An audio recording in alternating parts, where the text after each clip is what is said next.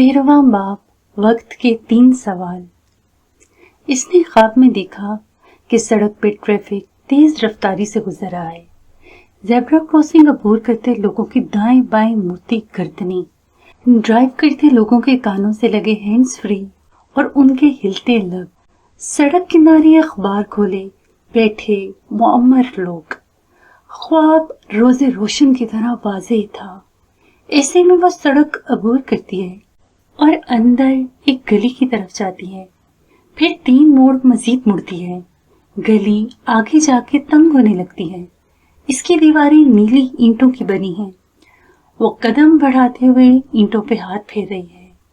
कहीं टूटा कांच उसके पोरों से टकराता है, कहीं कूड़ेदान के खुले दहाने के अंदर टूटा हुआ गमला रखा नजर आता है। इस गमले में 3 फिरोजी फूल खिले हैं। वहां कितार में दरवाजे हैं, छोटे छोटे मकानों के। वो हिसाब से एक के सामने रुकती है और दस्तक देने को हाथ बढ़ाती है तो दरवाजा खुद ब खुद खुलता चला जाता है। वह अंदर कदम रखती है, नीम तारीख राहदारी में आगे चलती जाती है, जब उकब से मर्दाना आवाज आती है, शहजादी ताशा। वो चौंक के घूमती है और यहाँ ख्वाब टूटने से पहले इसे धुंधला सा एक वजूद नजर आता है। भूरे लंबे बालों वाला मर्द जिसकी धुंधली पड़ती आंखें नगीनों की तरह चमक रही थीं। चंद लम्हे के लिए कदीम मलाका की इस शाम में वापस जाते हैं जब मुराद राजा के सामने बैठे गुलाम फातिह ने वो बेरंग बेजायका मशरूब पी के चाबी की जंजीर को गर्दन में डाल लिया था। दोनों आमने सामने बैठे थे और उनके दरमियान मेज के साथ साथ खामोशी भी हायल थी। फिर फातिह ने खनखारते हुए इस खामोशी को तोड़ा। दरवाजा खुलने के कितनी देर बाद चाबी टूटेगी? दरवाजा खुलते ही ये हर गुजरते पल भारी होती जाएगी, यहाँ तक कि तुम उसका बोझ नहीं उठा सकोगे और आखिरकार इसको गर्दन से नोच फेंकोगे। करीबन कितनी देर बाद? इसने दोहराया। कितना वक्त होगा मेरे पास? करीबन एक पूरी रात, इससे ज्यादा नहीं। क्यों? तुम इस एक रात में क्या करना चाहते हो? मुराद ने गौर से उसे देखा। एक रात तो बहुत तवील अरसा है राजा। यहाँ तो एक लम्हे में दुनिया बदल जाती है, जमाना पलट जाता है। मैंने कहा ना, तुम मुझे नहीं जानते। और कुर्सी धकेल के वो उठ खड़ा हुआ। इसके तासुरात पत्थर जैसे हो रहे थे और मुझे मालूम है कि मैं ये क्यों कर रहा हूं। क्यों कर रहे हो? मुराद राजा ने गर्दन उठा के इस तहसा से उसे देखा।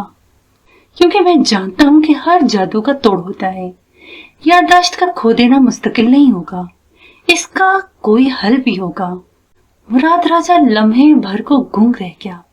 गर्दन में थूक निकलने से गिल्टी से उभर के मातूम हुई। तुम्हारी याददाश्त वापस नहीं आएगी गुलाम फातिह। फातिह जवाबन तंज से मुस्कुराया। गलत। तालिया की याददाश्त टुकड़ों की सूरत में वापस आई थी। इसे कदीम मलाका में अपने बचपन के कुछ हिस्से याद हैं।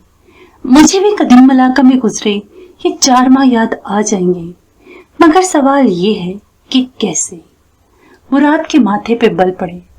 तुम समझते हो कि ये आसान है?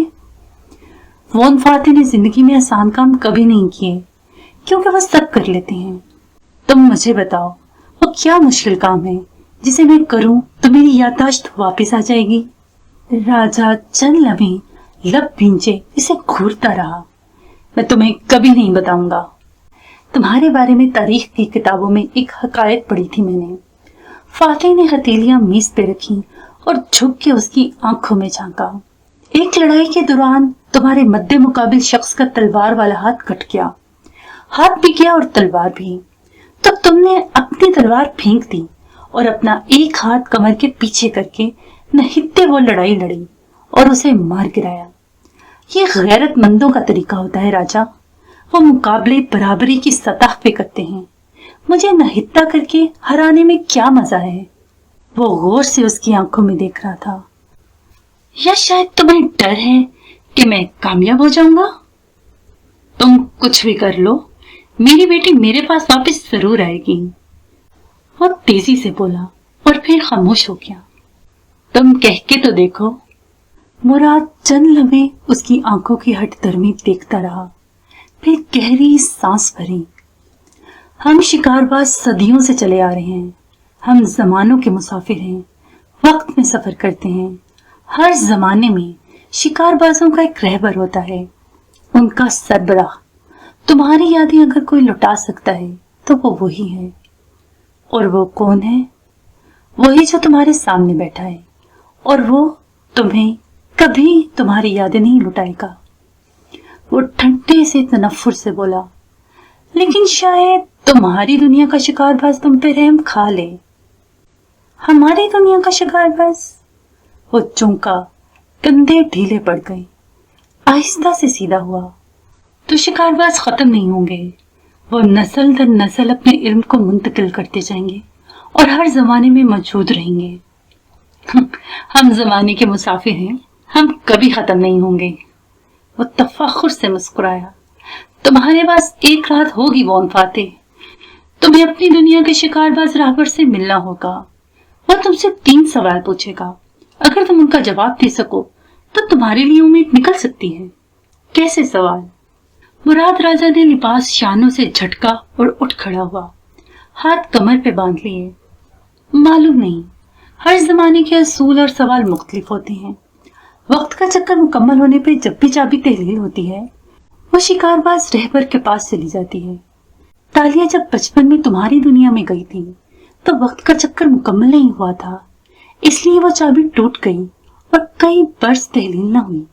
तुमने मेरी दुनिया में आते वक्त दरवाजा खोल डाला, जिससे चाबी तहलील होते ही मेरे पास तो आ गई, लेकिन वो नाकारा हो चुकी थी क्योंकि तुमने वक्त का चक्कर खराब कर दिया है। वो सांस लेने को रुका। फातेह गौर से उसको देख रहा था। अब जो चाबी मैं तुम्हें दे रहा हूं, ये तहलील होते ही तुम्हारे जमाने के शिकारबाज के पास चली जाएगी।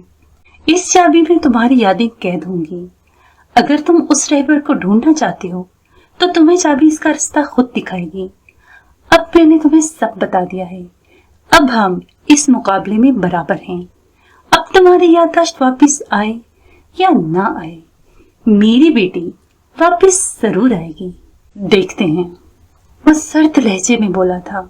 16 जुलाई की रात तालिया और एडम केल के लिए निकल पड़े तो वो पुलिस स्टेशन चला आया, अपना बयान रिकॉर्ड करवाया, मगर यहाँ से वो घर नहीं गया।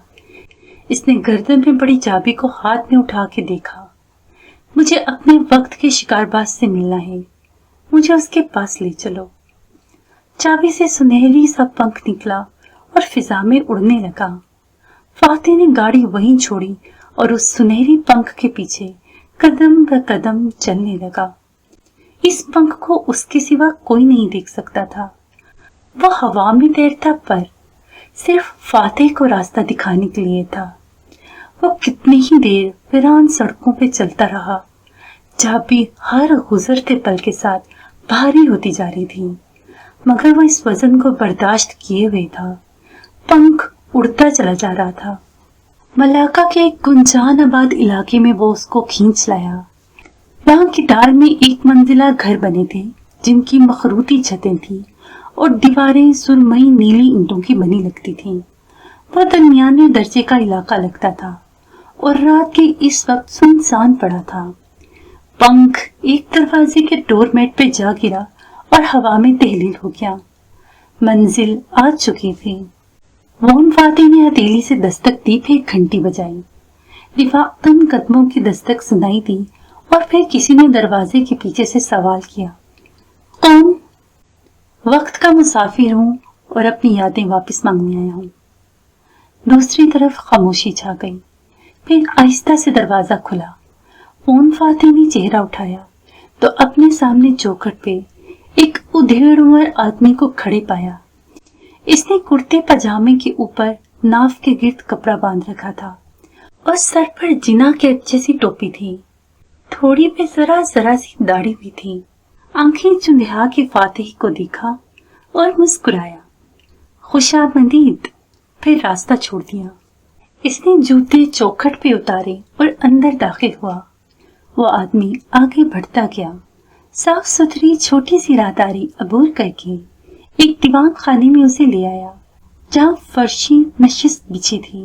दीवार पे शेल्फ बने थे जिनके खानों में कांच की बहुत सी बोतलें रखी थीं।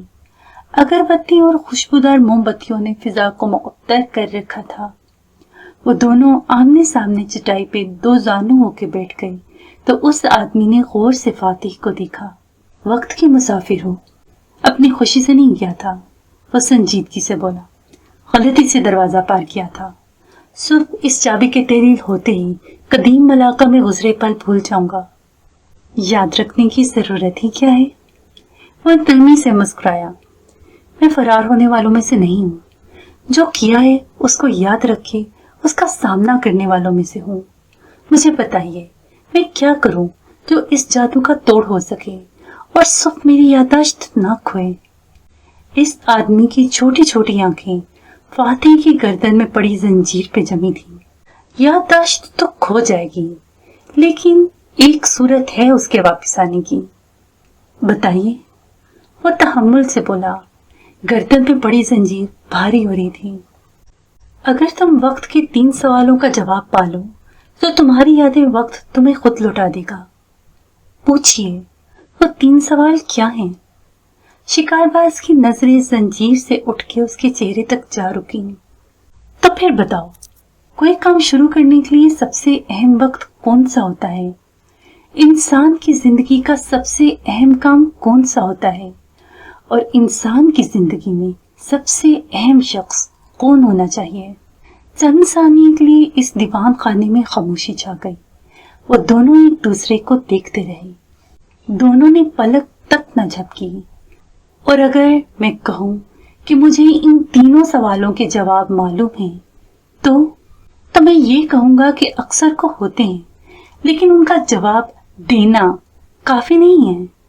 तुम्हें उनका जवाब पाना पड़ेगा। कल जब तुम्हारी याददाश्त खो जाएगी तो तुम्हारा इम्तिहान शुरू होगा। जिस दिन तुम इन जवाबात का दिल के इत्मीनान से इकरार कर लोगे तो वक्त तुम्हें तुम्हारी याददाश्त लुटा देगा। लेकिन एक शर्त है। कहिए, वो बददिक्कत बोला। चाबी भारी हो रही थी, शायद वो दहकने भी लगी थी क्योंकि इसे गर्दन पे गर्माइश महसूस हो रही थी। तुम किसी से बिलवास्ता मदद नहीं मांग सकते। तुम अपने लिए कोई तहरीर या इशारा छोड़ के नहीं जा सकते। तुम इस इम्तिहान में नकल करके कामयाब नहीं हो सकते। तुम इन सवालों के बारे में किसी को बिलवास्ता कुछ नहीं बता सकते, वरना तुम कामयाब नहीं हो गई। तुम्हें उनका जवाब फितरी तरीके से खुद हासिल करना होगा।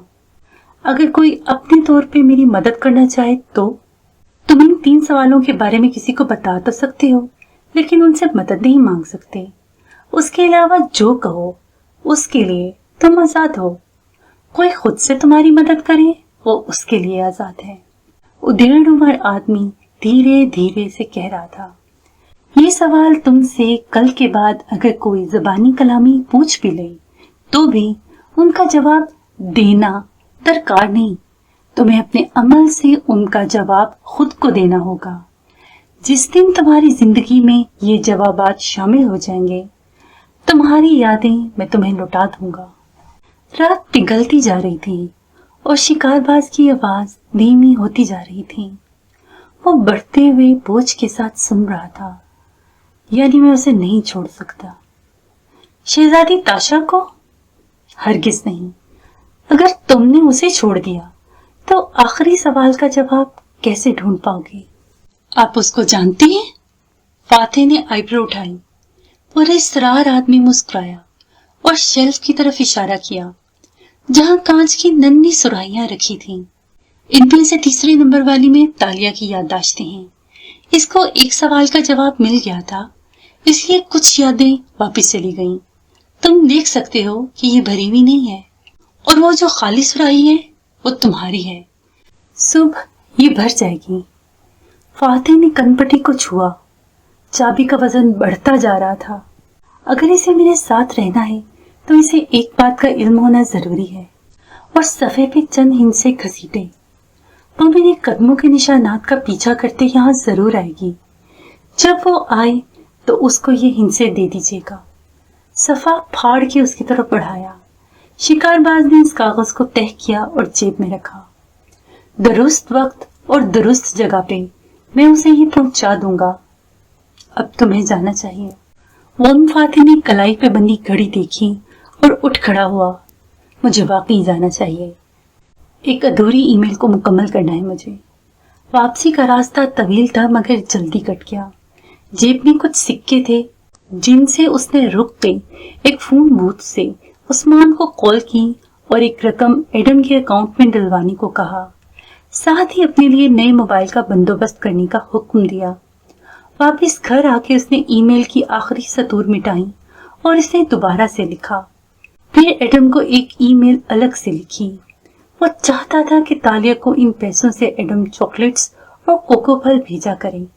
वो सब कुछ भूल भी जाए तो भी तालिया ना भूले कि वो दोनों अभी तक मुकम्मल तौर पे वक्त की गुलामी से आजाद नहीं हुए थे। वापिस हालिया दिन में आते हैं। वोन फाती के ऑफिस के बाहर सेक्रेटरी का केबिन था। इसके आगे छोटा सा लाउंज बना था।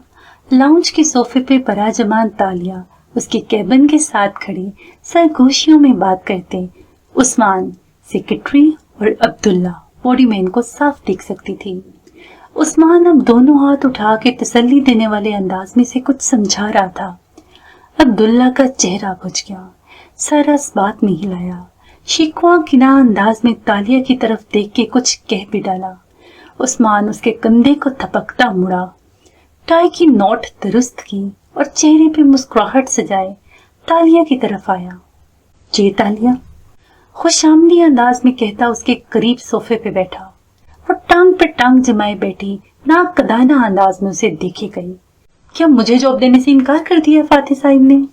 नहीं, असल में अभी कोई वैकेंसी खाली नहीं थी, लेकिन अब्दुल्ला कुछ दिन से छुट्टी मांग रहा था, तो क्यों ना कुछ दिन आप अब्दुल्ला की जगह पे काम कर लें। तालिया ने टांग दूसरी टांग से हटाई और सीधी हुई। तासुरात बदले। बॉडी वीमेन की जॉब? बस कुछ दिन के लिए। अब्दुल्ला जैसे ही वापस। अब्दुल्ला अभी तो छुट्टी से वापस आया था। गालिबन आप इसको चंद दिन के लिए छुट्टी पे भेज रहे हैं, क्योंकि बॉस को लगता है कि बंद दरवाजे को देखा। जी तालिया चंद दिन से ज्यादा नहीं टिकेगी। हरगिज नहीं मैम। उस्मान शर्मिंदा हुआ। तालिया ने माथे पे बल डाले खूनकार उभरा। खैर आप बॉस को जाके बताएं कि तालिया मुराद को ये जॉब मंजूर है। कब से काम शुरू करूं? एकदम तंजन मुस्कुरा के बोली। उस्मान को शायद तवक्को न थी। लम्हे भर को चुप हो गया, फिर मुस्कुराहट लबों पर वापस लाया। कल से आज आप पूरा दिन खुद को ज़हनी तौर पे तैयार कर लें। वो उठने लगा तो वो बोली, वैसे मुझे क्या करना होगा? क्या वोन फाती की हिफाजत करनी होगी? वो तो बॉडी गार्ड्स का काम है। उस्मान झींप के हंसा। ये बॉडी वीमेन की जॉब है। हर सियासतदान के साथ एक सेक्रेटरी और चंद गार्ड्स होते ही हैं, मगर एक पर्सनल एड भी होता है जो बॉडीमैन कहलाता है। वो बिल्कुल भी बॉडीगार्ड जैसा नहीं होता। और उसका काम क्या होता है? वो गर्दन उठा के सामने खड़े उस्मान को देख के पूछ रही थी। बॉस के खाने पीने और कपड़ों का ख्याल रखना, चीजें पकड़ाना, कोट पे दाग लगाए तो उसे साफ करना, उनकी सेहत का ख्याल रखना। काम की ज्यादती बॉस को अपना आप भुला देती है, तो आप उनको एनर्जी बार्स और कॉफी ला कर देती रहेंगी। वो कार से निकले तो उनके हाथ से खाली कप ले लेना, वगैरह वगैरह। 15वीं सदी के मलाका में ये काम गुलाम लोग किया करते थे। वोन फाती मुझे गुलाम बनाना चाहते हैं। वो उदासी से मुस्कुराई।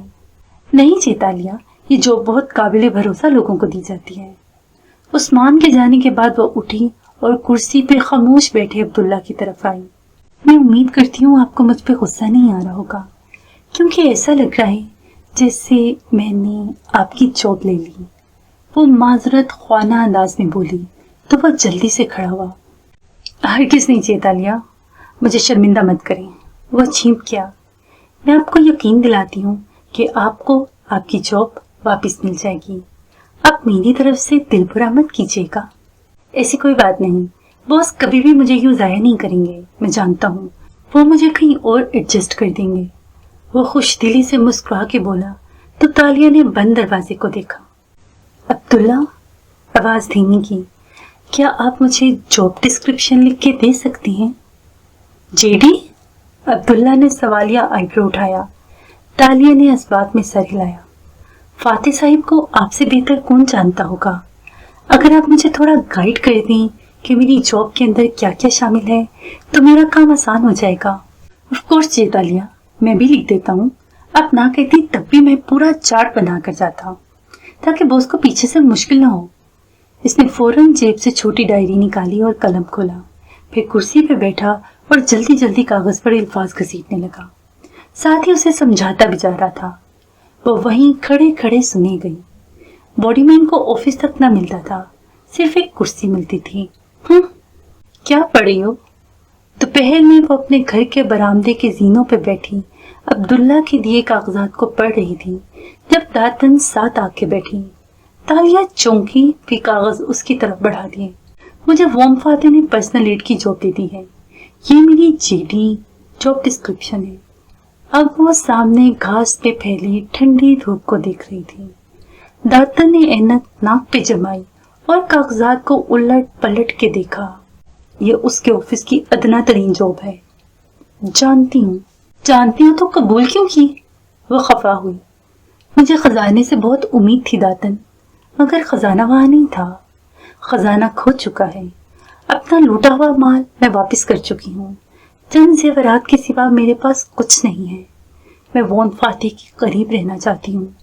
ایسے ہے تو ایسے ہی صحیح۔ کیا ان کو معلوم ہے کہ تم ہی حالم ہو؟ تالیہ چونکی۔ حالم؟ اسے یاد آیا، نہیں، مگر انہوں نے حالم کو ایک کام کہا تھا۔ داتن، تم ایک کام کرو، تم ملاقہ جاؤ اور معلوم کرو کہ 16 اور 17 جولائی کی درمیانی شب وون فاتح کے ساتھ وہاں کیا ہوا تھا۔ ان کو کچھ چوٹیں آئی ہیں اور وہ یاد نہیں کر پا رہی کہ ان کے ساتھ یہ کیسے ہوا۔ تم خود یہ کیوں نہیں معلوم کر سکتی؟ کیونکہ میں جانتی ہوں ان کے ساتھ کیا ہوا تھا، لیکن جو میں جانتی ہوں وہ ان کی عقل سے اوپر ہے۔ تم ایک عام انسان کے طور پہ جو بھی معلوم کرو گی وہ ان کی عقل میں آ جائے گا۔ مگر داتن کی تسلی نہیں ہوئی تھی۔ اگر تمہیں سب معلوم ہے تو ان کو آسان الفاظ میں بتا کیوں نہیں دیتی؟ تالیہ اسے دیکھ کے رہ گئی۔ وہ یقین نہیں کریں گی، کوئی یقین نہیں کرے گا۔ تمہیں میرے جانے کا فائدہ؟ جو کام انہوں نے سونپا ہے اور جس کے پیسے وہ دیں گے اس کو ایمانداری سے کرنے کے لیے تمہیں وہاں جا کے اس رات کو ٹریس کرنا ہوگا۔ اور اس رات کو ہوا کیا تھا؟ داتن غور سے اسے دیکھ رہی تھی۔ اس رات کے بعد سے تم بدلی بدلی سی ہو تالیہ۔ میرے ساتھ کیا ہوا تھا اس کو جانے دو، لیکن ان کے ساتھ جو بھی ہوا تھا وہ کسی CCTV فوٹیج پہ نہیں ملے گا۔ زیادہ سے زیادہ تمہیں یہی معلوم ہوگا کہ وہ ایڈم کے ساتھ 11:15 کے قریب گھر میں داخل ہوئے اور پھر 11:30 بجے ایڈم اور میرے جانے کے بعد وہ وہاں سے نہیں نکلے۔ یہ بات ثبوتوں کے ساتھ میں ان کو سمجھا دوں گی تو وہ اس رات کا پیچھا چھوڑ دیں گے۔ وہ داتن کے ہاتھ سے کاغذات لیتی اٹھی۔ اب میں اپنی نئی جاب کی تیاری کر لوں۔ اوہ لڑکی، تم کیسے ایک سیاسی پارٹی میں کام کرو گی؟ تم آخر اپنے اثر سے اتنا دور کیسے بھاگ سکتی ہو؟ تالیہ جو برآمدے میں آگے چلتی جا رہی تھی رکی اور مسکرا کے داتن کو دیکھا۔ داتن زینوں پہ یوں بیٹھی تھی کہ اس کے عقب سے دھوپ آ رہی تھی۔ تالیہ کی آنکھیں چندھیا گئیں اور اس نے ماتھے پہ ہاتھ کا چھجا بنا لیا۔ وہ کون ہوتا ہے جو دوسرے کے لالچ کو اس کے خلاف استعمال کر کے اسے سنہرے مستقبل کا جھانسا دے کے لوٹتا ہے اور پھر یوں آنکھیں پھیرتا ہے کہ اس کا شکار ہاتھ ملتا رہ جاتا ہے اور کچھ کر بھی نہیں سکتا، کیونکہ شکار کو لگتا ہے کہ یہ اس کا اپنا آئیڈیا ہی تھا۔ کون ہوتا ہے وہ بھلا؟ ایک اسکیمر، ہاں، اور سیاستدان بھی۔ آنکھیں چندھیا کے تاریک نظر آتی داتن کو دیکھ کر وہ کہہ رہی تھی، ہر الیکشن کے بعد عوام ہاتھ ملتے ہیں، افسوس کرتے ہیں کہ ہم نے ان کو ووٹ کیوں دیا، یہ تو ہمیں لوٹ کے چلے گئے۔ مگر یہی تو سیاستدانوں کا اسکیم ہے، وہ لوگوں کو یہ یقین دلاتے ہیں کہ ان کو ووٹ دینا عوام کا اپنا آئیڈیا تھا۔ غلط داتن پدوکا، غلط۔ الیکشن ایک لمبا اسکیم ہوتا ہے، ایک خوبصورت کون گیم. عوام ووٹ نہیں دیتی. سیاستدان عوام کے خوابوں کو ان کا لالچ بنا کے استعمال کرتا ہے. وہ اتنے دل فریب وعدے کرتا ہے کہ عوام مجبور ہو جاتی ہے. عوام سے ووٹ لیا جاتا ہے. اور رہی میں تو میں اس دفتر میں اس لیے کام کر سکتی ہوں کیونکہ میں جانتی ہوں کہ اسکیم کیسے کھیلے جاتے ہیں اور ان کا توڑ کیا ہوتا ہے. وہ ان وعدے کے اتنے قریب کام کرنے کے بعد یاد رکھنا کہ چیزیں پیچیدہ ہو جائیں گی. تالیہ کی ہمت اب کوئی پیچیدگی نہیں توڑ سکتی. پھر لبوں تک 2 انگلیاں لے جا کر ان کو پھونک مار کے ہوا کے حوالے کیا اور مسکرا کے ہاتھ ہلاتی اندر چلی گئی. تالیہ کو کیا ہو گیا ہے؟ داتن پدوکا کی پریشانیوں میں اضافہ ہوتا جا رہا تھا. یہ اتنی نہ ڈر اور بے خوف تو کبھی نہیں تھی. آخر اس رات کیا ہوا تھا؟ جدید ملاقہ کے خوبصورت شہر پہ بارش ساری دوپہر دل کھول کے برسی اور پھر تھمی تو شام اترنے لگی. سانباؤ کے گھر کا صحن گیلا تھا اور مجسمے کے قریب ایڈم زمین پہ بیٹھا دستانے چڑھائے اینٹوں کو جوڑ رہا تھا. کانوں میں ہینڈز فری لگا رکھا تھا. جی چیتالیہ، صبح تک سارا صحن برابر کر دیا تھا میں نے، مگر کیاری والا حصہ بارش نے پھر سے خراب کر دیا. جی اب دوبارہ اسے جوڑ رہا ہوں، وہ مسکراتے ہوئے کہہ رہا تھا. جینز کے گھٹنے کیچڑ آلود تھے اور دستانے گارے میں لتھڑے تھے. سر پہ ٹوپی تھی اور چہرے پہ مسکراہٹ. آپ بتائیں آپ کی جاب کا پہلا دن کیسا رہا؟ دوسری طرف سے جلا بھنا جواب موصول ہوا. باڈی ویمن بنا دیا مجھے اس غلام نے جس کی ایک زمانے میں نے بھری منڈی میں بولی لگائی تھی. شہزادی تاشا نے ساتھ میں ہوں بھی کیا تھا. Body women? اینٹیں اٹھاتے ہوئے ایڈم ہنس دیا. یعنی کہ پرسنل ایٹ. اوہ چیتالیہ، مجھے آپ سے ہمدردی ہے. شہزادی کو غلام کی چاکری کرنی پڑے گی. وہ ہنستا جا رہا تھا، ساتھ ہی دونوں ہاتھوں سے اینٹ رکھنے کی کوشش کر رہا تھا. گارا زیادہ ڈال دیا تھا، اینٹ برابر نہیں بیٹھ رہی تھی.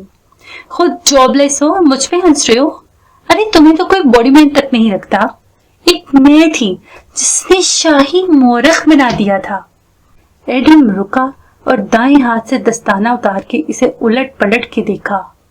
اور یہ معجزہ ہی ہے کہ آپ کی غلامی کے بعد بھی یہ ہاتھ سلامت ہے.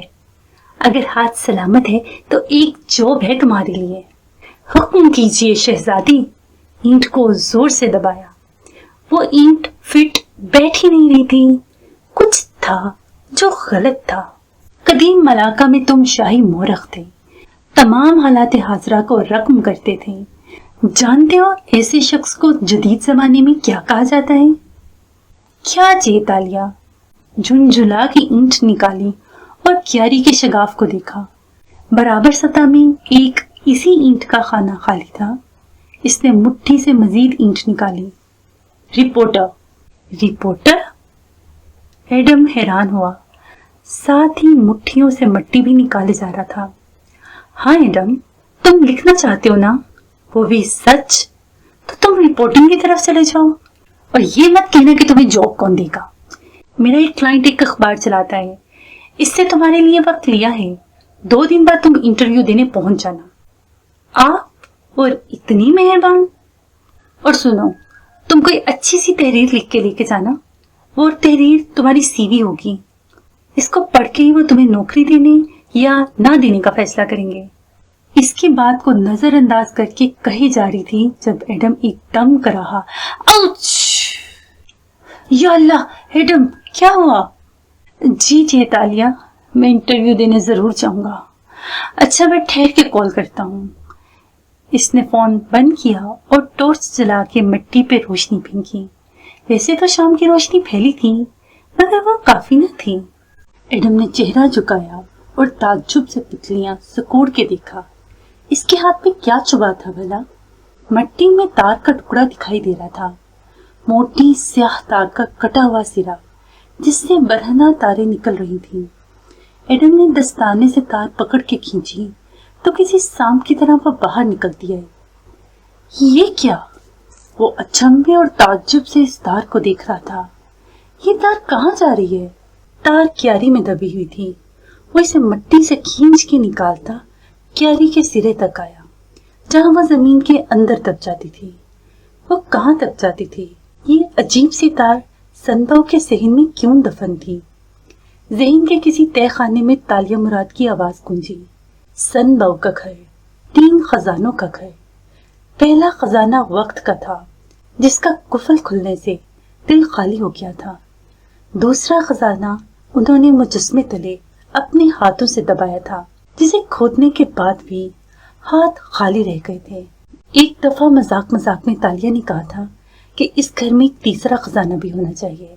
क्या सनबव के घर में कोई तीसरा खजाना भी दबा था जिससे कोई वाकिफ ना था?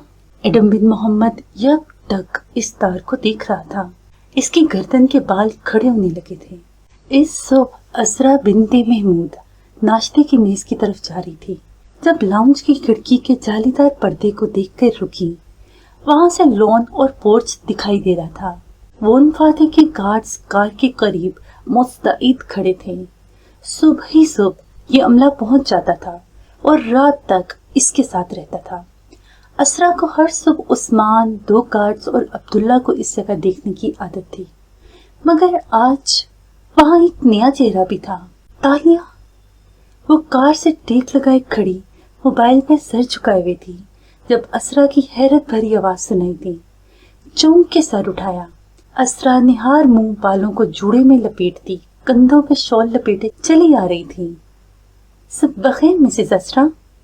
तालिया संभल के मुस्कुराई और फोन कोनी पे उठाई बड़े से लेदर बैग में डाला। अशर साहिब से जॉब का कहा तो उन्होंने मुझे फातिह साहिब के स्टाफ में बतौर बॉडी वीमेन जॉब दिलवा दी, कंधे उचका के बोली। असरा ने सर से पैर तक एक ही नजर में इसका जायजा ले लिया। वो आम दिनों के बरक्स सादा सी तैयार हुई थी। टाइट्स पे लंबी भूरी फ्रॉक, गर्दन में फूलदार रुमाल, बालों की ऊंची पोनी, पैरों में कैनवस शू। वो वाकई पर्सनलेट लग रही थी। वो एग्जीक्यूटिव, डिजाइनर कोट, वो कीमती लिबास, सब नतारित था। हाँ, उंगली की सुर्ख आंसू शक्ल अंगूठी और बालों में लगा सुनहरा हरन का चेहरे वाला क्लिप वैसा ही था। Body women? ओह अच्छा अच्छा। असरा संभल के मुस्कुरा दी, फिर इधर उधर सारे अमले को देखा जो फातिह के इंतजार में थे। मुझे नहीं मालूम था तुम सियासी अज़ाइम भी रखती हो। अज़ाइम का तो इल्म नहीं, अलबत्ता वो तमाम खूबियां मेरे अंदर मौजूद हैं जो बीएम में काम करने के लिए दरकार हैं। गुड। असरा ने मुस्कुरा के शाने उचका दिए, अलबत्ता एक गहरी नजर उस पर जरूर डाली जो कार से टेक लगाए बेनियाजी से दाएं बाएं देख रही थी। असरा के जाने के बाद गेट खुला और वो अंदर दाखिल होता दिखाई दिया। टी शर्ट ट्राउजर्स में मलबूस, पसीने से तर चेहरा लिए गहरे गहरे सांस लेता वो अंदर आया तो वो फौरन सीधी खड़ी हुई। एक हाथ में बैग चला गया। आपकी पोस्ट वर्कआउट ड्रिंक सर। आगे आई और अदब से बोतल निकाल के पेश की। बोतल सिल्वर रंग की थी और अब्दुल्ला ने सामान के साथ हवाले की थी। फातिह ने बोतल पकड़ते उसे एक नजर देखा। तुम आ गई ताशा? बोतल मुंह से लगाई, घूंट भरा, फिर मुंह बना के बोतल नीचे की। लगता है तुमने अपनी सारी कड़वाहट भी मेरे ड्रिंक में घुल दी है। चोट बहुत जोर की थी मगर वो जब्त कर गई। तहम्मुल से उसकी आंखों में देख के बोली, ये आपकी फेवरेट ड्रिंक है सर, लेकिन अगर आपने अभी अभी अपने फेवरेट्स बदलने का फैसला किया है तो मुझे नया फेवरेट बता दें, मैं कल से वही ले आऊंगी। मेरी पसंद नापसंद मालूम करना तुम्हारी जोब है ताशा। बोतल इसके हाथ में थमाई और खुद आगे बढ़ गया। तालिया ने कीना तोज नजरों से उसे जाते देखा। इर्द गिर्द खड़े गार्ड्स और उस्मान खामोशी से उसकी बेइज्जती देख रहे थे। बिल्कुल ना बोले। इसने ठंडी बोतल बैग में डाल दी। बेहद लजीज मशरूब सिर्फ तालिया के हाथ में जाने से अब इसे कड़वा महसूस होगा। वाह ट्वांकू। कार में वो खामोशी से अगली सीट पे बैठी थी। उस्मान ड्राइव कर रहा था और फातिह पीछे बैठा खिड़की से बाहर देखता रहा था। दिफाकन सिग्नल पे कार रुकी तो तालिया खनखारी। आपको इस सिग्नल से ऑफिस तक अखबार पढ़ने की आदत है तो मैं जरा अखबार ले आऊं। जत्ता के बोली तो फातिह ने महज असबात में सर हिला दिया। वो घर में आई अखबार कार में नहीं लेकर जाता था। راستے سے عبداللہ ہمیشہ تازہ اخبار لیتا تھا۔ وہ کار سے نکلی تو ایک دم بوندا باندی شروع ہو گئی۔ چھتری بیگ میں تھی اور کیل کا موسم فون فاتح کے موڈ جیسا تھا، پل میں تولا پل میں ماشا۔ اخبار کے سٹول تک بارش کی تیز بوچھاڑ برسنے لگی۔ تالیہ بھیگ گئی۔ اخبار کو تو پلاسٹک ریپر میں ڈالا، مگر خود کو کہاں ڈالتی؟ بھاگتی بھاگتی واپس کار میں آئی اور اندر پناہ لی۔ پھر ریپر کھول کے اخبار پیچھے باس کی طرف بڑھائی۔ اس نے ایک نظر بھیگی ہوئی لڑکی پہ ڈالی اور اخبار پکڑ لی۔ پھر اینک لگائی اور چند لمحے سرسری نظروں سے خبروں کا جائزہ لیا۔ پیشانی شکن آلود ہو گئی۔ تم یہ اخبار خود پڑھ لو، تمہاری سیاسی سمجھ بوجھ میں اضافہ ہوگا۔ شاید کسی خبر کو دیکھ کے موڈ آف ہوا تو اینک اتاری اور ناگواری سے اخبار آگے بڑھا دی۔ عثمان خاموشی سے ڈرائیو کرتا رہا، جیسے تالیہ کی بے عزتی نمبر 2 سنی نہ ہو۔ اس نے چپ چاپ اخبار پکڑ لی اور رول کر کے بیگ میں ڈال دی۔ تاثرات سپاٹ رکھے۔ اب بھی نہیں لائی، اخبار بھی کڑوی ہے کیا؟ وہ آفس کے اندر چلا گیا تو وہ باہر کرسی پہ خاموشی سے بیٹھ گئی، بار بار گھڑی کو دیکھتی۔ کافی کا وقت ہوا تو اٹھی اور کچن میں گئی۔ آفس کا چھوٹا سا کچن تھا جو سٹاف کے لیے تھا، ایگزیکٹو کچن علیحدہ تھا۔ ابھی اس نے کافی بنائی ہی تھی کہ ساتھ ایک لڑکی آگے کھڑی ہوئی۔ وہ اپنے لیے مگ نکال رہی تھی۔ اس کو دیکھ کے تالیہ رکی۔ ماتھے پہ کٹے ہوئے بھورے بالوں والی یہ وہی لڑکی تھی جسے خواب میں وہ ٹرمینیشن لیٹر دے رہی تھی۔ قدیم ملاقہ کی سونے کی قید میں ایک وہ خواب تھا جو امید دلاتا تھا کہ کبھی وہ واپس جائیں گے۔ کون تھی یہ لڑکی؟ تم فاتح صاحب کی سٹافر ہو؟ اس نے اپنی چائے بناتے ہوئے ایک سرسری نظر تالیہ پہ ڈالی۔ تالیہ نے سر ہلا دیا۔ جی۔ کافی میکر استعمال کرنے کے بعد صاف کر دینا اور فلٹر پیپر نکال کے پھینک دینا، یاد سے۔ نخرے سے یاد کرایا تو تالیہ نے بس ایک خاموش نظر اس پہ ڈالی۔ یہ نہیں جانتی کہ ایک دن میں اس کو ٹرمینیٹ کروں گی، مگر ایک باڈی ویمن کسی کو ٹرمینیٹ کیسے کر سکتی ہے؟ کافی لے کر وہ اندر آئی تو وہ فائلر میں الجھا بیٹھا تھا۔ تالیہ نے مگ رکھا تو عادتاً بولا تھینکس اب، پھر رکا، نظر اٹھا کے اسے دیکھا۔ تاثرات سپاٹ ہو گئے۔ خاموشی سے مگ اٹھایا اور گھونٹ بھرا۔ وہ جان بوجھ کے رک کے اس کے تاثرات دیکھنے لگی۔ خود بنائی ہے؟ گھونٹ بھر کے پوچھا۔ جی سر، بہت بدمزہ ہے، آئندہ مت بنانا، نیچے مال سے لے آنا، اسے گرا دو۔ ناگواری سے کہتے مگ پرے دھکیلا اور لیپ ٹاپ سامنے کر لیا۔ ماتھے پہ شکنے اور آنکھوں میں برہمی تھی۔ ملاقہ کی شہزادی کے لیے صبر کے گھونٹ بھرنا بہت مشکل ہو گیا تھا، مگر وہ جانتی تھی کہ وہ جان بوجھ کے ایسا کر رہا ہے۔ وہ چاہتا ہے وہ خود جاب چھوڑ کے چلی جائے۔ نیچے مال سے لے آتی ہوں سر، ابھی پارلیمنٹ کے لیے نکلیں گے تب لے آنا۔ وہ کی بورڈ پہ ٹائپ کر رہا تھا۔ بے نیازی سی بے نیازی تھی۔ وہ اتنا مصروف تھا کہ اس کے پاس تالیہ کو دیکھنے کا وقت بھی نہیں تھا۔ وہ چپ چاپ پلٹ گئی۔ فاتح کار میں بیٹھ چکا تھا جب وہ کافی کے 2 گلاس اٹھائے، بیگ سنبھالتی کار تک آئی۔ عبداللہ نے بتایا تھا کہ وہ پارلیمنٹ والے دن راستے میں 2 مگ کافی پیتا ہے۔ اس نے ایک مگ پکڑ لیا اور دوسرا اس کی طرف بڑھا دیا، پھر آگے بیٹھ گئی۔ دھڑکتے دل کے ساتھ بیگ کے شیشے میں اس کا عکس دیکھا۔ فاتح نے کھڑکی سے باہر دیکھتے ہوئے مگ لبوں سے لگایا، 2 گھونٹ بھرے، پھر سڑک کنارے بھاگتی عمارتوں کو دیکھ کے کہنے لگا، تم نے راپا چینی کی بیٹی والی کہانی پڑھی ہے تاشا؟ نہیں سر۔ وہ سانس روکے اس کے تاثرات پڑ رہی تھی۔ دل برا ہونے لگا تھا۔ راپا چینی نے اپنے گھر میں زہریلے پھولوں کا باغ لگایا اور بچپن سے اپنی بیٹی کو زہریلے پھولوں کا رس پلانے لگا۔ تھوڑا تھوڑا زہر اس کے اندر اترا تو وہ مری نہیں، بلکہ زہر سے امیون ہوتی چلی گئی، یہاں تک کہ وہ خود ایک زہریلا پھول بن گئی۔ وہ لڑکی جس پھول کو چھوتی وہ اس کے ہاتھ میں مرجھا جاتا، جس شخص کو چھوتی اسے اپنے لمس کے زہر سے مار دیتی۔ میں ابھی تک سمجھتا تھا کہ یہ ناممکن ہے کہ کسی انسان کے ہاتھ میں اتنی کرواہٹ بھر جائے کہ وہ جس کو سر جھٹک کے عثمان کو پکارا، پلیز اس کافی کو اس پھول بیچنے والے کو دیو، شاید اس کو یہ اتنی بدمزہ نہ لگے۔ عثمان نے کار روکی، خاموشی سے دونوں کپ لیے اور باہر نکل کے ایک پھولوں کے اسٹال تک چلا گیا۔ وہ چپ چاپ بیٹھی لب کاٹتی رہی۔ وہ جواب نہیں دے گی، یہ طے تھا۔ वो यही चाहता था ना कि वो जवाब में फट पड़े और वो उसे निकाल दे। नहीं, वह चुप रहेगी। वो इसे खुद को फायर करने की माकूल वजह नहीं देगी। तालिया मुराद अगर कड़वी थी तो वॉन फातिह को ये कड़वा घूंट पीना ही पड़ेगा, क्योंकि ये उसकी अपनी ख्वाहिश थी कि तालिया उसके साथ रहे। वह सिर्फ अपना वादा निभा रही थी। मलाका में आज मतला साफ था। सनबाव का घर खामोशी से खड़ा अपने सामने बने बाजार को देख रहा था। वहाँ कितार में शॉप्स और रेस्तोरां बने थे। बाहर कुर्सियां मेजें डाले बैठे लोग खाने पीने और खुशगपियों में मसरूफ थे। ऐसे में एक रेस्तोरां जो सनबाव के घर के ऐन सामने था, इसके काउंटर के साथ रखे स्टूल पे दातन बैठी थी। काउंटर पे टिश्यू का डब्बा रखा था, जिससे टिश्यू निकाल निकाल के वो आंखें पूंछ रही थी, और साथ खड़ी मोमबर सेल्स वीमन हमदर्दी भरे तासुरात से उसकी कथा सुन रही थी। ना वो पैसे भेजता है, ना मिलने आता है। इतने बड़े आदमी की नौकरी ने मेरा बेटा मुझसे छीन लिया है। मोटे मोटे आंसू साफ करती वो गीली आवाज में बता रही थी। सर पे स्कार्फ लपेटे दातन पदुका एक दुखियारी औरत लगती थी, जिसके गम दूसरी औरतों जैसे थे।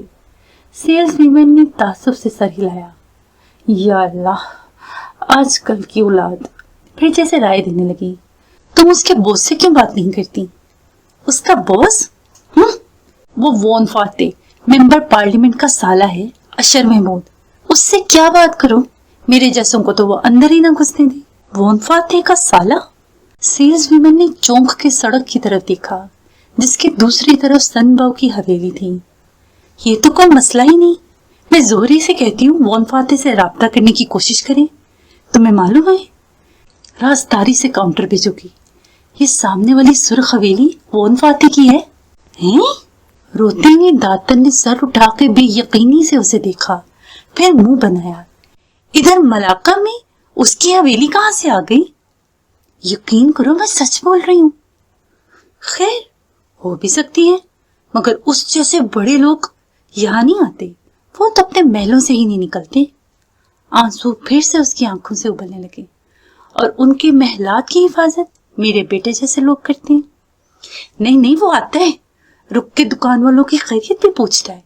महीने 2 महीने बाद एक दिन के लिए आ जाता है। अभी पिछले हफ्ते ही वो आया था।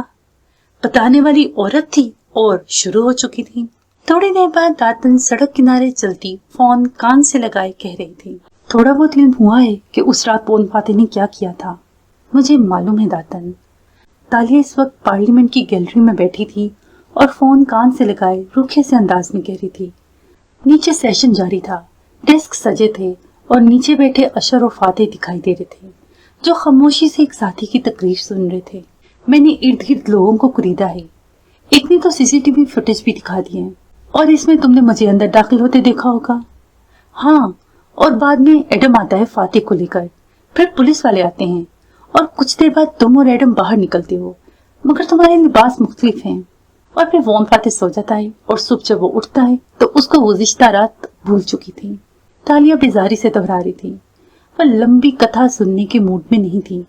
अब तफ्तीश ईमानदारी से मुकम्मल हो गई दातन।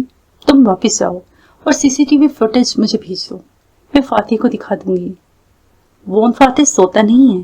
वो तुम्हारे जाने के बाद घर से निकल गया था और सुबह फजर से पहले वापस आया था। तालिया मुराद तेजी से सीधी हुई, नजर नीचे बैठे फातिह पे जम गई, जो यहाँ से बहुत छोटा नजर आ रहा था। वो घर से बाहर गए थे, मगर कहाँ? उन्होंने तो कहा था कि अब वो आराम करने लगे हैं। इतराफ वालों ने उड़ते उड़ते सुना है कि उस रात वॉन फातिह के साथ कोई चोरी चकारी की वारदात हुई थी और वो पुलिस स्टेशन गया था।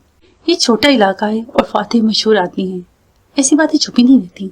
एकदम से मामला दिलचस्प हो गया था। वो बिल्कुल अलर्ट हो गई। दातन, तुम मालूम करने की कोशिश करो कि क्या वो सारी रात थाने में रहा था या कहीं और भी क्या था। मैं यही करने आई हूँ मलाका, लेकिन वादा करो कि वापसी पे तुम मुझे सब सच सच बताओगी। तालिया ने जवाब दिए बिना फोन बंद कर दिया, फिर अपना दूसरा मोबाइल निकाला और फातिह को पैगाम लिखा। इस रात आपके साथ चोरी का वाकया हुआ था और आप पुलिस स्टेशन गए थे, क्या ऐसा कुछ याद है आपको? नीचे अपनी नशिस्तों पे बैठे अफराद बोर से होकर एक कानून साज की तकरीर सुन रहे थे। ऐसे में वॉन फातिह जो टेक लगाए गाल तले उंगली जमाए बैठा था, फोन की थरथराहट पे चौंका। हालिम उसके उन चंद कॉन्टेक्ट्स में था जिन के लिए उसने अलग रिंगटोन लगा रखी थी। वहाँ मोबाइल का इस्तेमाल प्रोटोकॉल के खिलाफ था, मगर वह परवाह नहीं किया करता था। इत्मीनान से फोन निकाला और स्क्रीन को छुआ, फिर जवाब लिखने लगा। हाँ, जब मैं सुबह उठा तो मेरे दोस्त कमिश्नर ने मुझे रात मेरे बयान की वीडियो भेजी थी। आपने मुझे वीडियो के बारे में पहले क्यों नहीं बताया? क्योंकि तफ्तीश तुम्हारा काम था, मेरा नहीं। वहाँ बेनियाजी का वही आलम था। ओके, मुझे वीडियो भेजें, मुझे वो देखनी है अभी।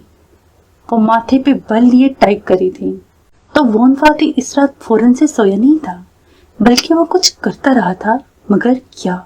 फाती ने उसके बताए ईमेल एड्रेस पे फौरन से कमिश्नर की ईमेल फॉरवर्ड कर दी। तालिया ने हैंड्स फ्री कानों से लगाई और गैलरी से बाहर निकल आई। बाहर एक खामोश राहदारी में खड़े इसने वो वीडियो देखी। यूं लगता था वो वीडियो इसने खुद को लगी चोटों से मुतमईन करने के लिए बनवाई थी, ताकि जब वो सुबह उठे तो उसे रात के वाकयात पे शक न हो। मगर ऐसा नहीं हुआ था। उसे शक पड़ गया था और उसने हालिम को हायर कर लिया था। अलबत्ता एक ख्याल तालिया का दिल बुरा करने के लिए काफी था। इसने इतनी मेहनत से वीडियो बनवाई ताकि जो फातिह सुबह जागे इसे भूले से भी माजी की कुरीत न हो। वो तालिया को अपने लाशऊर से भी निकाल फेंकना चाहता था। वाह फातिह साहिब, वाह! इसने बहुत से आंसू अंदर उतारे और कानों से हैंड्स फ्री खींच डाली। सामने लिफ्ट के दरवाजे खुले और फातिह उस्मान के हमरा आता दिखाई दिया। एक थका देने वाले तवील सेशन के बाद वो यकीनन थक चुका था। आपका एनर्जी बार सर। एक एनर्जी बार अपनी स्याह जंबील से निकाल के उसकी तरफ बढ़ाया। फातिह ने बार थामा, इसको उलट पलट के देखा, फिर एक खामोश नजर तालिया पे डाली और बोला, मुझे एनर्जी की जरूरत नहीं, मैं बिल्कुल फ्रेश हूँ। बेजारी से कोने में रखे डस्टबिन में बार उछाल दिया और राहदारी का मोड़ मुड़ गया। तालिया के गाल दहकने लगे। अंदर मौजूद शहजादी ने कहा कि लानत भेजो इस नौकरी पे और अभी इस्तीफा इस मगरूर आदमी के मुंह पे दे मारो। मगर फिर इसने कड़वे घूंट भर लिए। अगर उसके हाथ लगाने से हर चीज फातिह के लिए जहरीली हो जाती थी, तो रापा चीनी की बेटी की तरह इस सियासतदान को भी इस जहर से इम्यून होना पड़ेगा। इसने जोर से पैर पटका और उसके पीछे हो ली। इस सुबह अभी ऑफिस में मामूलात का आगाज ही हुआ था कि लिफ्ट के दरवाजे खुले और असरा बिन्ते महमूद उतरती दिखाई दी। राहदारियों में फाइलें उठाए आते जाते लोगों ने मुड़ मुड़ के उसे देखा, मगर वो सपाट तासुरात चेहरे पे सजाए सीध में आगे बढ़ती गई। स्कर्ट के ऊपर कोट पहने, सर को स्टोल से ढांपे, स्टोल का एक सिरा सामने और दूसरे को पीछे डाले, वो हमेशा की तरह मगरूर और तराहदार दिखाई देती थी। रास्ते में उस्मान ने उसे देखा तो फौरन सामने आया। मिसेज असरा, खुशामदीद। फातिह साहब कॉन्फ्रेंस रूम में एक दोस्त के साथ हैं और मैं उससे मिलने नहीं आई, बेरुखी से कह के आगे बढ़ गई। उस्मान गहरी सांस लेकर रह गया। अशरफ ने बीएन के छोटे से ऑफिस में मौजूद था और मेज के पीछे खड़े खड़े कागजात पर साइन कर रहा था। कोई अब बैठने का वक्त भी ना हो जब दरवाजा खुला और असरा अंदर दाखिल हुई। अशर ने महज नजर उठा के देखा, फिर वापिस कागजों की तरफ झुक गया। जबड़े की रगें अलबत्ता भींच गई थी। रबनी ने कहा कि तुम आज इस ऑफिस में मिलोगे। शुक्र है यहाँ मिल गए, वरना तुमसे मुलाकात के लिए तो लगता है वक्त लेना पड़ेगा। मुबालगाराई से काम मत लो काका, कोई काम है तो बताओ, वो खुश्क अंदाज में कहते हुए झुक के खटाखट दस्तखत कर रहा था। असरा ने जोर से पर्स मेज पे रखा, कुर्सी खींची और बैठी, फिर चुभती हुई नजरें अशर पे जमा दी। तुमने मालूम किया कि घायल गजाल का खरीदार कौन था और उसको किसने भेजा था? काका, तुम क्यों भूल जाती हो कि मेरे पास इलेक्शन के अलावा किसी चीज का वक्त नहीं है? और तुम क्यों भूल जाती हो कि किसी ने तुम्हारी बहन की गैलरी में एक जाली अरब शहजादी को भेजा था, वो गैलरी जो तुमने मेरा हक मार के ली थी? अशर ने झुकी झुकी आंखें उठा के काटदार अंदाज में उसे देखा तो वो कुछ बोल न सकी। फिर उसकी आंखें गुलाबी पड़ने लगी, आगे को झुकी और गुर्राई। मुझे उस वक्त उस गैलरी की जरूरत थी। तुम अपनी बहन के लिए इतना पुराना बुग़्ज़ संभाल के बैठे हो और मुझे इस वक्त तुम्हारी गैर मशरूत सपोर्ट चाहिए काका, लेकिन तुम अपने शौहर को रोक नहीं सकी। इसने जोर से फाइल बंद की और सीधा हुआ। चेहरा सुर्ख पड़ने लगा था। उफ ऐश, वो बरसों से उस कुर्सी की तैयारी कर रहा है। मेरी उम्मीदें तो दुकानें चलने और शेयर्स डूबने से खत्म हो गई, मगर वो तो अब ابھی تک وہی ہے نا. کسی آدمی کے خواب اس سے چوری کیسے کیے جاتے ہیں تم مجھے سکھا دیتے تو وہ بھی کر لیتی. اس سے زیادہ کیا کروں میں تمہارے لیے؟ میرے لیے مائی فٹ. وہ غرایا. میرے لیے کچھ نہیں کیا تم نے کاکا، سب کچھ اپنے لیے کیا ہے، اپنے خاندان کو الیکشن کی آلودگی سے دور رکھنے کے لیے، اپنے ذہنی سکون کے لیے. ہاں کیا ہے میں نے سب اپنے لیے. تو پھر تمہیں کیا مسئلہ ہے؟ جب سے اس نے الیکشن لڑنے کا فیصلہ کیا ہے تم نے مجھ سے اپنا رویہ کیوں بدل لیا ہے؟ اس کی آنکھیں بھیگنے لگی. میں بیک وقت کئی محاذوں پہ لڑی ہوں ایش.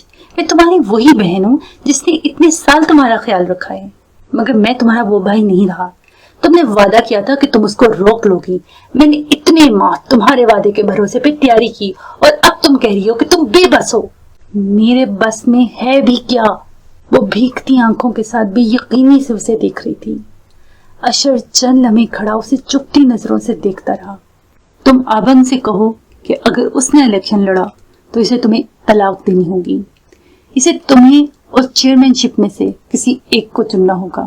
اسرا چند ثانیوں سے دیکھتی رہی، پھر ٹیشو پیپر کے باکس سے ٹیشو کھینچا، اسے موڑ کے نوک بنائی، آنکھوں کے کنارے اس کی نوک سے صاف کیے اور کھڑی ہوئی. پھر اس کی آنکھوں میں دیکھا اور چبا چبا کے کہنے لگی، ابھی میں اتنی بے وقوف نہیں ہوئی کہ تمہاری ہر بات کی اندھی تقلید کرنا شروع کر دوں. اپنے مشورے اپنے پاس رکھو اور مجھے اس پینٹنگ کا خریدار ڈھونڈ کے دو. 2 دن میں رزلٹ میری ٹیبل پہ ہونا چاہیے اشر محمود، ورنہ یاد رکھنا اگر میں باپا کی جائیداد میں سے اپنے حصے کے لیے کوٹ گئی تو چند ہفتوں میں بٹوارا ہو جائے گا اور تمہاری سب سے قیمتی ملکیت باپا کا قلعہ ٹکڑے ٹکڑے ہو جائے گا اور تم اس دن کو یاد کر کے پچھتاؤ گے کہ کاش تم نے 2 دن میں مجھے رزلٹ دے دیا ہوتا. مت بھولنا کہ میں تمہاری بڑی بہن ہوں. تم سے پہلے دنیا میں آئی تھی، تم سے زیادہ چال بازی آتی ہے مجھے. سرخ آنکھوں سے اسے گھورتی مڑی اور تن فن کرتی باہر نکل گئی. اشر جواباً کچھ نہ بولا، بس چپ چاپ اسے جاتے دیکھتا رہا. پھر زور سے فائل پڑے اٹھا کے دے ماری. اسرا باہر آ کے سیدھی ریسٹ روم کی طرف آ گئی. وہاں ایک ہال میں لمبا سا شیشہ لگا تھا جس کے سامنے کتار میں سنک بنے تھے. وہ ایک سنک کے سامنے کھڑی ہوئی اور نل تلے ہاتھوں کا پیالہ رکھا. پانی ہتھیلیوں میں بھرنے لگا تو اس نے منہ پہ چھینٹا مارا. کیا آپ خوش ہیں مسز اسرا؟ منہ پہ پانی پڑنے کی وجہ سے بصارت دھندلی ہو گئی تھی. چونک کے چہرہ اٹھایا تو دھندلا گیلا سا منظر نظر آیا. تالیاں اس کے قریب سنک سے ٹیک لگائے سینے پہ بازو لپیٹے کھڑی تھی. سوری. اسرا نے پیپر ٹاول سے چہرہ تھپ تھپایا اور دوبارہ دیکھا تو منظر واضح ہوا. وہ سر پہ ترچھی سفید ہیڈ جمائے آج نیلا پھولدار فراک پہنی ہوئی تھی اور آنکھوں میں ڈھیروں سادگی لیے اسرا کو دیکھ رہی تھی. آپ خوش ہیں مسز اسرا؟ اور مطمئن بھی. باہر سے آتا فاتح سواس پہ دروازے کے دوسری طرف رک گیا. عثمان نے سرگوشی کی تھی کہ جذباتی انداز میں اس نے اسرا کو اشر کے آفس سے نکلتے دکھا ہے تو فوراً اس طرف آیا تھا، مگر چونکہ یہ لیڈیز ریسٹ روم تھا اسے باہر ہی رکنا پڑا. خوش؟ مطمئن؟ اسرا آئینے میں خود کو دیکھتے ٹیشو سے آنکھ کے کنارے پونچھنے لگی. آپ نے اس روز مجھ سے پوچھا تھا کہ آپ کو نہیں معلوم تھا میرے سیاسی عزائم بھی ہیں. ایک زمانے میں میرے سیاسی عزائم نہیں تھے. میں اپنی زندگی میں خوش اور مطمئن تھی. گو کہ میری زندگی قابل رشک نہیں تھی. وہ اطمینان سے ٹیک لگائے کہہ رہی تھی. اسرا خاموشی سے اپنا میک اپ صاف کرتی رہی. روپ آئینے میں دیکھ رہی تھی. اس کا تالیہ سے کوئی بات کہنے کو جی نہیں چاہ رہا تھا. پھر میں نے اپنے باپا کو دیکھا. وہ بہت دانا سیاستدان تھے، ایک دنیا پہ حکمرانی کرتے تھے، مگر وہ خوش اور مطمئن نہ تھے. ان کے اندر بہت آگ تھی، ہوس، ایمبیشن، طاقت کی خواہش. اور پھر میں نے جانا کہ خوش اور مطمئن لوگ دنیا پہ حکمرانی نہیں کر سکتے. کسی ملک کو صرف وہی چلا سکتا ہے جو نہ اپنی زندگی سے خوش ہو نہ اپنے معاشرے سے مطمئن. جس کے پاس ٹوٹا ہوا دل ہو وہی اپنے لوگوں کے لیے کچھ کرنے کے ارادے سے نکلتا ہے اور ان کے دلوں پہ حکمرانی کرنے لگتا ہے. وہ بولے جا رہی تھی اور اسرا اپنے عکس کو دیکھتی آنکھیں صاف کر رہی تھی. مگر جب کسی کی مشکلیں دور ہو جائیں اور اسے بے پناہ خوشیاں مل جائیں تو وہ فیس اس شخص کو پروڈکٹیو نہیں رہنے دیتا. آسانیاں اور راحتیں انسان کو نکما بناتی ہیں. بڑے مقاصد کے لیے جینے والے बड़ी बड़ी तहरीकें चलाने वाले, इन सब का दिलों का टूटा हुआ होना जरूरी है ताकि वो दूसरों का गम समझ सके। मैं अब खुश नहीं हूँ, दुखी हूँ, मुतमईन भी नहीं हूँ, महरूमी का शिकार हूँ, पाने के बाद छीन लिए जाने की महरूमी। इसलिए अब मैं इस तहरीक का हिस्सा बनना चाहती हूँ, इस ऑफिस में काम करना चाहती हूँ, क्योंकि मैं बिल्कुल भी खुश नहीं हूँ। क्या आप हैं? कमरे में लगे ढेरों आईने हर कोने में इन दोनों का अक्स दिखा रहे थे। हैट वाली लड़की सिंक से टिक लगाए खड़ी थी और असरा अभी तक आईने में देखती अपना मेकअप दुरुस्त कर रही थी। फिर इसने पाउडर की डब्बी बंद की और तालिया की तरफ घूमी। इस सियासत ने मुझसे मेरी बेटी छीन ली। मुझे खुशी और इत्मीनान का अब करना भी क्या है? जहर खंद लहजे में बोली और मुड़ गई। बाहर खड़ा वॉन फाते आहिस्ता से पलट गया। असरा को उसकी जरूरत नहीं थी, वो जान गया था। कुछ देर बाद वो काम से ऑफिस आई तो देखा कि वो लैपटॉप पे कुछ टाइप कर रहा था और उसकी कॉफी ठंडी हो रही थी। फाते ने आज भी उसकी लाई कॉफी को छुआ नहीं था। इसके दिल को धक्का सा लगा, मगर जब्त से सपाट चेहरे के साथ अंदर आई और शेल्फ के साथ जा खड़ी हुई। इसे वहां रखी फाइल्स की तरतीब जोड़नी थी। तुम्हें क्यों लगता है कि खुश और मुतमईन लोग अच्छे हुक्मरान नहीं बन सकते? हेड वाली लड़की आवाज पे चौंक के मुड़ी। वो टाइप करते हुए ऐनक लगाए स्क्रीन की तरफ मुतवज्जे था। तो उसने उनकी बातें सुननी थी। कैसा खरा आदमी था, 2 मिनट भी नहीं छुपा सका इस बात को।